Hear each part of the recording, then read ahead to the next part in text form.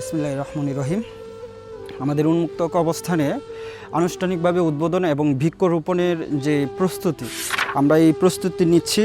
আমাদের ইঞ্জিনিয়ারের সাথে কথা হয়েছে, যেহেতু আমাদের চারিদিক দিয়ে আমরা সুপারি গাছ লাগাবো, এই সুপারি গাছ লাগানোর জন্য ওয়াল থেকে আমরা 2.5 ফিট দূরত্বে লাগানোর জন্য আমরা প্রস্তুতি নিতেছি। এটা হলো ডোর দিয়ে আমরা আগে এটা মেপে রাখবো। এবং আপনারা যারা আমার এই ভিডিওটা দেখতেছেন সবাই শেয়ার করবেন। দেশ এবং প্রবাসী সকলের অনুদানে আজকের এই উন্মুক্ত কবরস্থান, এই উন্মুক্ত কবরস্থানে সামনে 30 তারিখ শনিবার সকাল 10টায় উদ্বোধনী অনুষ্ঠান এবং বৃক্ষরোপণ। তো আপনারা সবাই আসবেন। এখানে আমরা চারা রাখবো, আমরাই চারা রাখবো এবং এখানে গর্ত করা থাকবে।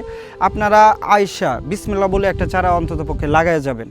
আর এই উন্মুক্ত কবরস্থান সবার, আপনার আমার সকলে বিদায়।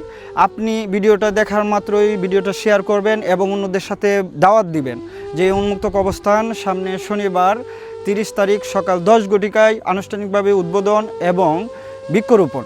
তো ইনশাল্লাহ সকলের দোয়া এবং সহযোগিতা চাই। এগিয়ে আসুন মানবতার সেবায়।